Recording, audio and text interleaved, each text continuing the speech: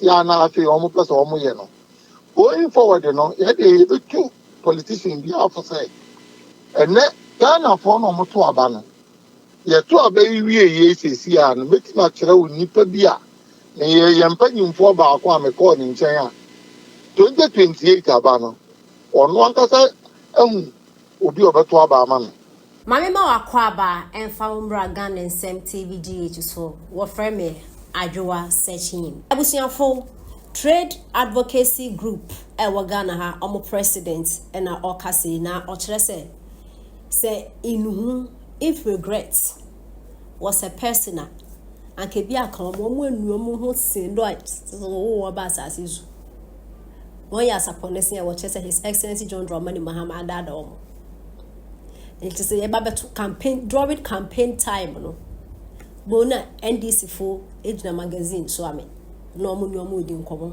and na mo so ame fo spare part dealers omo president ebe kan say ne court ho no mo atoto niam omo duty na ekosoro and na mo jina bo so kan no mo hyebo kantamanto no mo hyebo NDC fo nya akonwa na omo kasa ye different and the budget on Beridi mo man kasa mo Sami Jemfina Ibrahim Mahamana John Dramani Mahama no one budget no Beridi no omo den true na babeji akonwa in fact everything they said lies 24-hour economy no yomo biggest policy no mo dey eba mo ye ho signboard across Ghana no 24-hour economy na we apple so and so 2016 year to abewe 2017 7th January I almost saw his excellency the former president now Don Akufo-Addo we pay and the biggest policy our bohude rule ever since or started an open president wa Ghana ha me free SHS and or started akwa che me manam wo kumase nyana do betina so na free SHS no started and you wish to say Canada do by this time na John Dramani Mahama tiase ade ye mwa sebio ye mu bia ye mwa na egu Ghana ha nti nyandi isi fo shebo de beye mu sen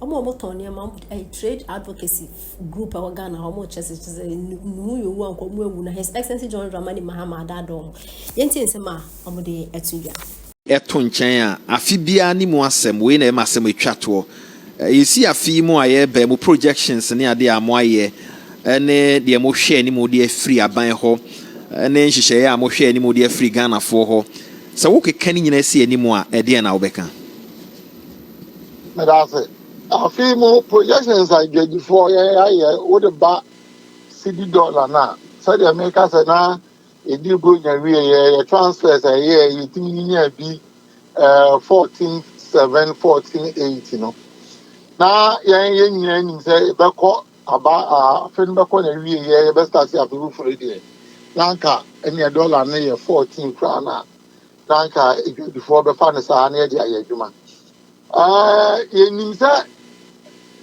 ye di afi ye wie ye start afi bu fure apaja ni mu ne nam 15.5 15.8 ye guso arese mu say nka ye de ka 15 aye first quarter ye de nanka e bi a 14 ye be di December 2025 December de na ne dollar no cry 14 a ebobo amadwedifo no yeso etima toto ye niema yi na niema ya idwedifo no ha ye nkaka eye ensama ye beto aba ya na politicians ye to aba wia eniema ya na afi omo pese omo ye no going forward no ye dey be two politicians bi afo say ene Ghana for no mo to aba no ye to aba wie ye sesi a no betima kire wo nipa bi a ye mpanyimfo ba akwa me call ni nchen a 2028 aba no ono ankasa ehu obi obeto aba ama no ehu party obeto aba ama no eti no mema politician bi obi a na ada no promise bi a wo de ma edwadifo wo de ma Ghana for no yire ho na ye ba bi a wuntimi nye no bra bontin be kire ye mu ba bi a chopa ho no be pa che ho ba bi a nchiremu ho fa bra enye katasu muemu aso ene Ghana for no to aba no se wan hwe ya omo ene obesere wo omani ba omo tirim na omo muna bɔsɛ biara ɔmanpanyin yɛ bɛto aba ɔsɛ yɛ no ɔmmɔ mmɔden sɛ obetumi ayɛ nea ɛfa dwadie ho ɔnyɛ nea ɛfa economy ho ɔnyɛ nea ɛfa security ho ɔnyɛ nea ɛfa employment ho ɔnyɛ na sɛdeɛ ɔmanpanyin kɔfoɔ yɛ animiri bi no baabi a obedu a onim sɛ aha deɛ mekaa ne sɛ yɛn mmebaa yɛ no mehu sɛ yɛntumi nyɛ no ɔne ghanafoɔ ɔnyɛ ani kasadɛ na saa kyɔpa a wapa na adeɛ baako a mɛtu aban wei ɛne n'apɔntiisifo paa ne sɛ abere nyinaa ne dan nyinaa no ɔmo mmɔ mmɔden sɛ ɔmbɛma kasadɛ ahobraseɛ ɛne ahofama pa adi wɔn anim na ma sɛ obi ɔmo yɛ biribi na obi kɔka a ɔmo mpam paati ataareɛ ɛnhyɛ nipa korɔ immediately a wobɛyɛ saa no sɛbi sɛ nipa na ɛka nyansasɛm koraa no a wontie because wakɔpam paati ataareɛ ahyɛ no ɛno ɛna ebinom kɔyɛɛyɛ na adua a anaasɛ atena ase ewu no ne ba ntena ase ntonko. ɔwura mu atemmea no ase yɛbɛkasa ɛbɛ na nyame nhyira mo. nyankopɔn ɛnka ho traders advocacy group wɔ mo chair David Amoaten ɛna yɛne no di nkɔmmɔ no 107.1 so ni ayɛ ɔma no fm mo a mo adwɛn ne yɛn so ɛwɔ Facebook yɛna mo ase yɛna Kofi Agyeman we dey yɛhu na papa bi ani wɔ de baba papa bi ani wɔ de baba dada no a that's it me nso me da ase ma yɛmfa foforɔ 0240550899 ɛyɛ akɔyɛ saa sɛ amanfo aba mu ahyɛ ase abu ntɛm dodo. Hello, good morning. Morning. Bɔkɔ deɛ. Pacho you.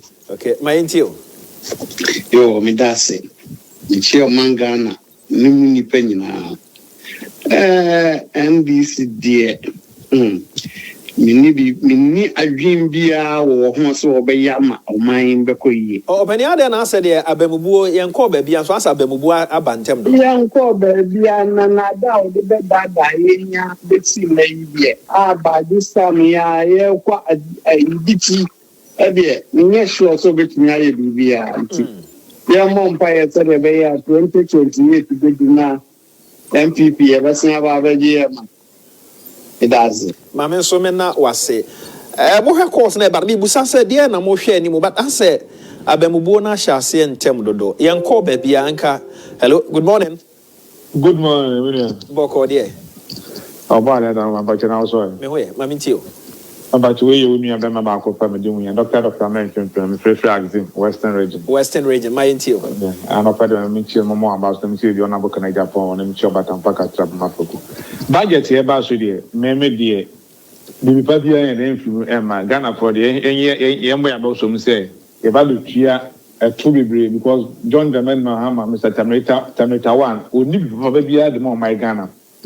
Ntimo bi anya rohyem we na say nyina na yɛka mu na 2028 yɛbɛgye ama because NDC for there falasi for nya atwa mo mpa pa bia ɛwɔ my Ghana na pa onyanko panya adwuma Yankopɔn so enka ho enche na His Excellency the President Ora Mahama call ɛyɛ mmarahyɛ badwafie na ɔde the state of the nation kɔto ɔmanfo anim ne nkasa yi no hwɛ a ɔyɛ ama awofo abetua school fees ɛyɛ free SHS na ne fa bi this budget on hwɛ anim sɛ ɛbɛba ma yɛmfa call yi. Hello, good morning. Hello. Ma Good morning. Ehina okasa free. Mikasa free Kaneshi mami ntio. Budget no. Di papa die ni ma eba. Odi be ni mo ni dada. E die no ba be sika. Oni hye. Oh, entientu ya di mo. Yo. Me da say e chia Kaneshi for abamubo na eba no ano ya de. Yenya gidie kakra say at least Eniema betumi atoto yema nyina but hello, good morning. Hello, morning. Ma oneso kakrama me o kasa free. Atena kasa free Nima ma yentio. Pa just say ka just say kalu inna lillahi wa inna ilaihi raji'un. So bi aka bebi ni ka bo je sana tio. O je tine shini se aje ba ko Sunday ya dadun so amobi Monkafra. Mother do so Sunday. Adadu so Monday ni oba and I do 10 o'clock. And then full mamma bring about half. Obito, it's a mom, that doing so. Mammy, if I do chat to okay, Mammy, no, I say, ever you chat on a fee and name Uriah Bandy and common at was so. Said everybody can't know. Yeah, share any more say Iraqi start to force on behalf of the president, Obecom Rashebe Fiena, or de Sikai Bidino, a Fimono, Ato, a ye Rashebe Jano, and na young fan you chat to. Hello, good morning. Hello, good morning. Maoneso Kakrama, Mokasa free. Mokasa free Nima, a family part. Okay, part, yeah, that's it. Mammy Tio. Your man Penny Ebano, what I was saying, say. I mean, to buy a day, the home buy a day. Obey ye levy a fuel, obey ye vet and tax. It's ye share any more coin say. And then obey ye fan your money in a fuel, Docron Embra 1 city. Dollar so Embra 5 city. And then I share any more coin. Uncle Penny. That's a part, so bass. One hour last caller. I feel ye caught Naya Quacodingo. But am I real if you say Banjet Biano, the botta and say, Ebe you a man for no free or how mo kakra, Sabe and Nipan ho ebe high womo. And pay your share 2024 budget. And Yama Hodwa, Mampeni Edituja, and Yama Hodwa, no air Najus obey, Sika Ebedi, the Ebedi Amanabroso, Yama school fees. Afe ye education school fees ye health ehwe sa ne manu nyina hunu se mampani bon ho modern party tiru a year ye to aba wom every year to aba bia no ya na ye sika sem no ye beto aba be wie na say esanse ye to sika digum but we 2024 ye to aba wie na we dollar cedi no ba bia nam we fuel na wom sa man mo so de but ne ho nsem eye kakra na kire se mampani bon ho modern. And your energy sector, obeto 2.5 billion